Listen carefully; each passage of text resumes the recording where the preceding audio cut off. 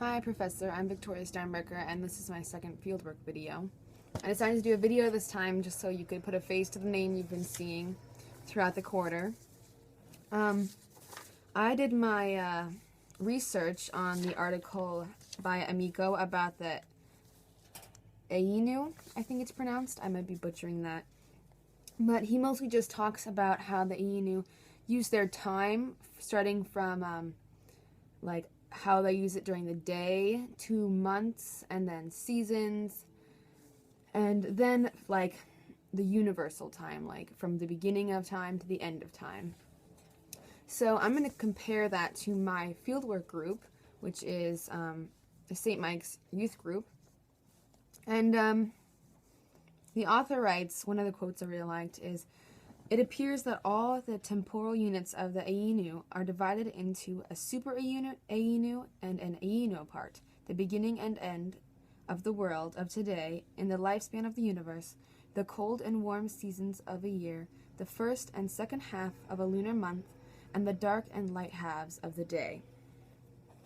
So he categorizes two separate temporal units as Ainu time, which is the common people's time, like just normal work and normal social things they do, and the super Ainu time, which is the deities and gods of the Ainu people and what they're doing. And the super Ainu time is a lot of times what the Ainu are doing to worship the super Ainu or different ceremonies. So how the Ainu divide a day is they have night and day, of course, and the night, the super Ainu are awake, and that's when the night is kind of like the super Ainu's day. That's where they do all of their stuff and they're awake and everything, and that's when the Ainu people sleep. And the Ainu people's day is the super Ainu people's night. So all their gods and demons are sleeping during their night. So that's how they separate night and day. And the youth group, well, a way they separate one youth group meeting is they separate into 4 parts. So when I went to the group to study them, I observed 4 different sections that they categorize one youth group meeting into. The first part is just a game. And when I saw they were doing this game in a circle where they go around to each person and have to say a certain thing, and kind of like a memorization type game. So the first part of the youth group is just fun and games, just for the kids. And so using the concepts from the article, I would say that this would be just a time for the people, not a time for God, really, just a time for the kids to get to know each other. The second part of the youth group is a long talk from the youth minister. So the youth minister of the youth group I went to was Chris Peterson, and he usually gives a long informative talk on whatever topic they're having. The third part is they break into small groups. Girls are all in some small groups and guys are in different small groups, and they usually discuss what was said in the talk and their opinions on it and everything. And then the last part of the youth group is they all go into the sanctuary for prayer. So the first part of a youth group meeting is more just for the kids, get to know each other, kind of bond. And the last part is for God, so kind of like the supernatural part of their meeting. They go into the church or sanctuary, and they get in front of God. This is where they're the closest to God. So they'll pray and just meditate in there. So that's how the small temporal unit is divided, like a day or a youth group meeting. Now, the second biggest one for the Ainu is a month, a lunar month. So the first half of the lunar month is for the super Ainu, and the second half is for just the people. Because in a lunar month, when the moon is waxing, is when it's growing. That means all the gods are happy. And when it's waning, it means the gods are sad because the moon is shrinking. So that's why the first half is for the Ainu people, or the super Ainu, and the second half is for the Ainu people. Now the youth group doesn't have a monthly time thing as much, but they'll have 4 youth group meetings in a month. one for each week. And usually I got this out of an interview with Kira. She said that 1 out of every 4 youth groups will be just a fun night. So completely for the kids, not any God type thing. So that's how they kind of separate a month. The youth group, that's how they delegate their time for a month. Now, the third big time separation for the ANU people is the seasons of a year. They do have winter, spring, summer, fall, but they mostly categorize them into cold and warm seasons, so winter and summer. Now, in the cold seasons, that's the time for the super ANU. They'll go and live in the mountains, and they'll perform lots of different ceremonies that they can only perform in the cold season. And then in the warm season, they move down to the river, and they do a lot of their hunting, fishing mostly.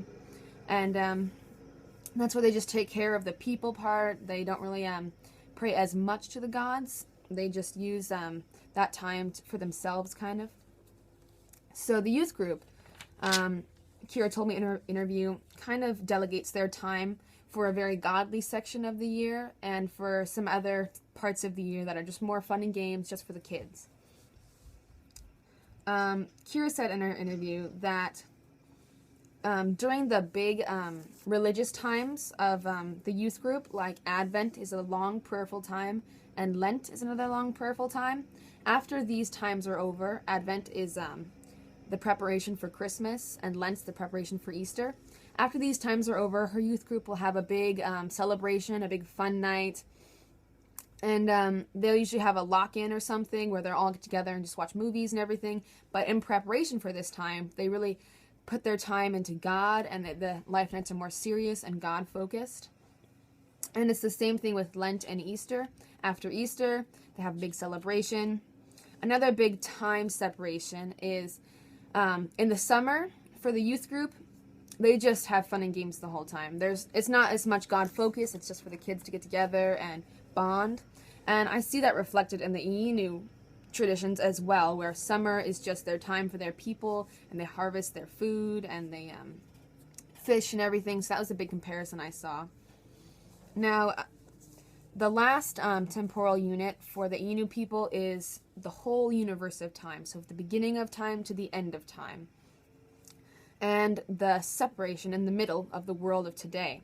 So the beginning of time, they have a lot of deities and demons controlling people and giving people advice and everything, and they're very much more active in the beginning of time than they are in the Inu's time.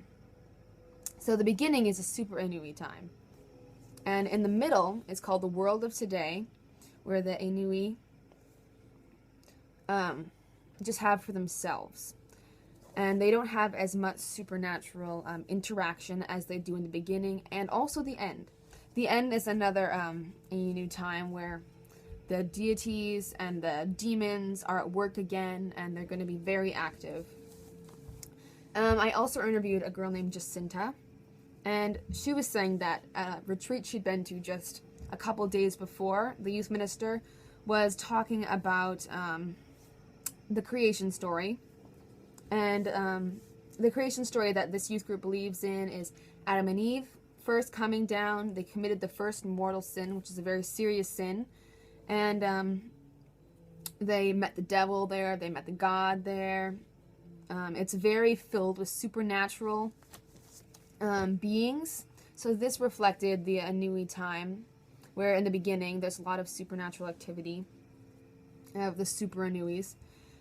And then Jacinta was saying at the end of time, the world is going to be filled with supernatural evils again, and Jesus will come, his second coming. He'll come and save all the people who have been holy and faithful to him. And there will be an antichrist, there will be demons with a bunch of different heads. So this kind of reflects the Anui's delegation of time throughout the universe as the beginning and end being very supernatural and super Ahinu, and then the middle kind of being just for the people, not as much supernatural activity. And the youth group kind of reflected those ideas. So these are the similarities and differences I saw between the Ainu people and my cultural youth group, the youth group. So Thank you for watching, and thank you for a great quarter.